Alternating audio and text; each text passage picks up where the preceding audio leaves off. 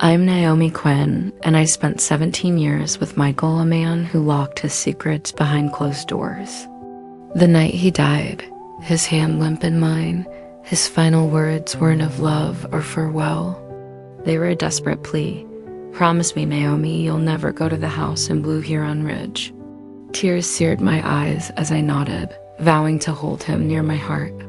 I kept that promise for 3 years as grief carved out my heart.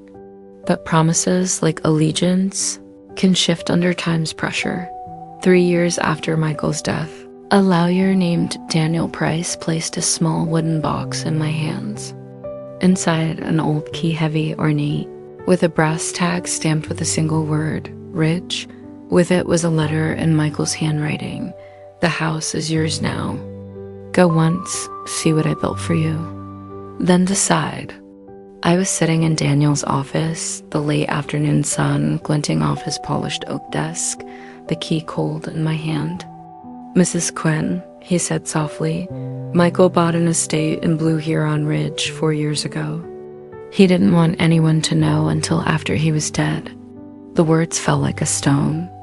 Michael, an engineer, and I, a professor, lived well but modestly. A second home in a place as pricey as Blue Huron Ridge? Out of the question, Daniel inclined forward. Land values skyrocketed. Summit Crest, a resort company, is building high-end villas in the region. They've offered millions. My fingers traced the shape of the key. Why would Michael hide this? And why, with his last breath, beg me to stay away? The answer was behind an iron gate in the mountains. 2 days later, I was winding down roads, pines dense on the horizon, the key weighing heavy on the passenger seat. My heart pounded with every passing mile. The GPS chimed. I'd arrived. Before me stood a huge wrought iron gate, its metal twisted into the words Blue Huron Ridge. The key turned with a reluctant groan, and the gate swung open. The estate took my breath. Not a modest cabin, but a big stone and wood house, situated among gardens painstakingly carved into loveliness. A curving path of cobblestone wound through manicured lawns to a porch overrun with flowering vines. Michael, who said little about his childhood in these mountains, had put his heart here. My hand shook as I pushed open the front door and entered a secret he had not shared with me. The great hall opened up before me, the vaulted ceiling soaring upwards, a stone fireplace large enough to walk into. But it wasn't the architecture that stopped me in my tracks. Every wall shimmered with paintings, hundreds of orchids, petals alive with color, frozen in bold, elegant brushstrokes. My throat tightened. Orchids were my passion, my dream of a garden I'd shared with Michael over so many meals. He'd listened, quiet and still, but I had no notion how deeply. A small oak table stood in the middle of the room, and on it, a silver laptop with a single white orchid resting on it. I reached out to touch it, but the crunch of tires on gravel returned me. Outside the high windows, a black sedan drew up. 3 men got out, Michael's brothers. Their faces, so like his, were not friendly. Victor, the eldest, led the way with a set jaw. Pierce, sharp-eyed, clutched a briefcase. Noah, the youngest, lingered behind, watchful. They climbed the porch, their knocks heavy. Naomi, Victor's voice boomed. We know you're in there. This house is family business. My heart racing.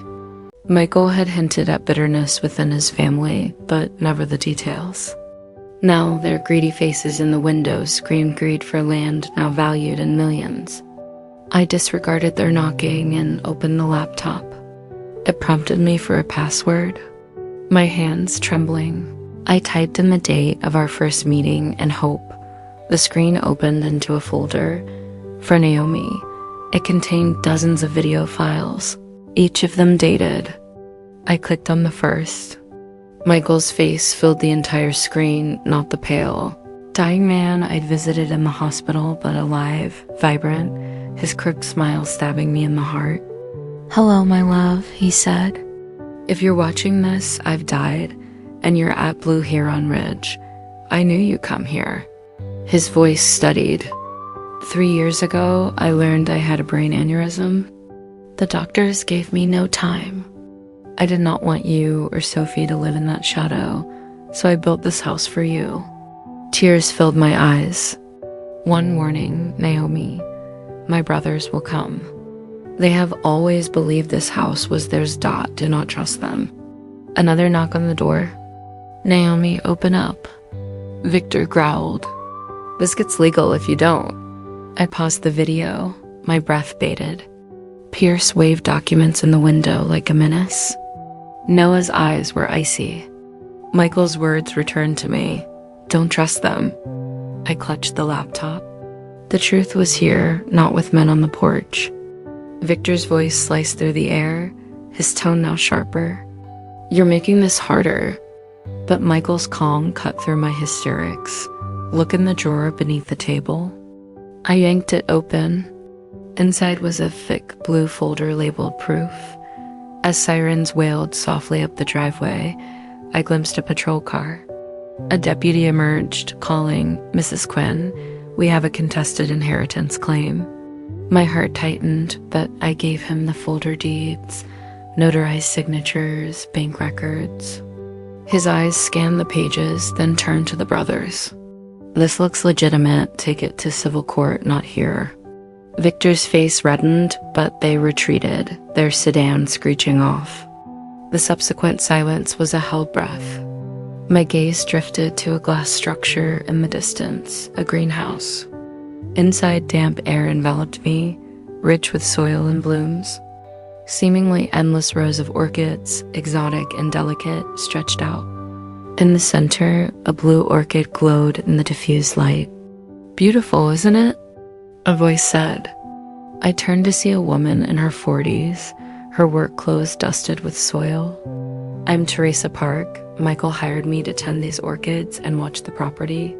My heart clenched. Even in secrecy, Michael had woven care into this place. Teresa led me to a weathered shed, its boards rough with age. She shoved aside boxes, revealing a trapdoor, asterisk and iron key turned, and we went down into a concrete room. A command center dot maps covered the walls. Red circles indicating Summit Crest's plans for expansion. Binders were full of receipts, emails, affidavits. "This was Michael's war room," Teresa said. "He uncovered his brother's financial misdealings and Summit Crest's hidden agendas.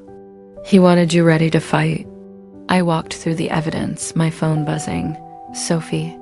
"Mom," her voice cracked. "Why didn't you mention anything about Dad's property?"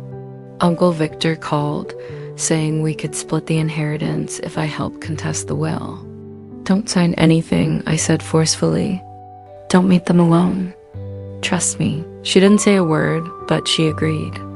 Next day, in a Silver Ridge cafe that was empty, Sophie sat across from me, cautious. I slid a tablet across the table to her and activated a video titled "For Sophie."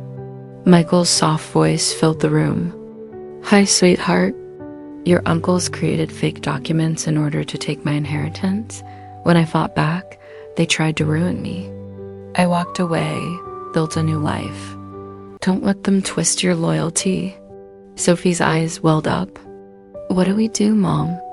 I squeezed her hand. "We fight on Dad's terms." That night, at Blue Heron Ridge, we spread Michael's folder on the dining table, bulletproof proof of ownership. The binders opened the brothers' fraud. I called Daniel Price, who said, "You're sitting on a fortress of leverage." Teresa helped us transform the hall into a boardroom. I called Evan Carr, the CEO of Summit Crest, who did not yet know that I was grasping the key to his expansion. The brothers visited the next morning, their advisor joining them. Victor's smooth voice suggested an amiable split, waving off the Western Acres as worthless. I clicked a remote, showing a map superimposing those acres onto Summit Crest's golf course. Their advisor shifted uncomfortably. Evan Carr and Daniel entered, and I slid packets across the table proof of the brothers' misdeeds. "Withdraw your claim." I said, or this goes public. Sophie's voice echoed through the room. You robbed Dad once, not again. The brothers left. Defeated. Evan stood, looking at the map. You could kill our project, he said. What do you want? I exhaled. Not money. Protection, land, greenhouse, and studio are sacrosanct. I'll lease a portion, but the rest is nature reserve. Fund an orchid endowment and an art program for therapy. He nodded slowly. Stewardship, not greed. I like that. Days later, I explored the east wing. Double oak doors open to a studio, sunlight pouring through floor-to-ceiling windows. Shelves held brushes, paints, and my old college artwork pieces Michael had saved. A wrapped canvas stood in the center, labeled for when you're ready. I unwrapped it, tears falling. It was blank, an invitation to create again. The first brushstroke felt like breathing after years of drowning. Sophie and I fell into a routine. We spent mornings watching Michael's videos, some instructional, others bittersweet with untold stories. We spent afternoons with Daniel and surveyors securing land. We spent nights painting, color seeping onto canvases. Victor returned one evening alone, holding an old photo of him, Pierce, and Michael as kids, Michael cradling a tiny orchid. I was wrong, he whispered. I believed that he was. Weeks later, I found a last video. Michael's eyes locked on mine. Naomi, the house, the orchids, they're not the legacy. The legacy is choice, to love, to create, to stand firm. You've done that. I froze the screen, his smile forever. In the studio, I painted us, Sophie, me, Michael standing on the ridge, a blue orchid between us. Michael's gift wasn't the house or the land. It was the reminder that strength is quiet, born in silence, and family is those who guard your heart. If this story moved you, hold tight to what matters in your life.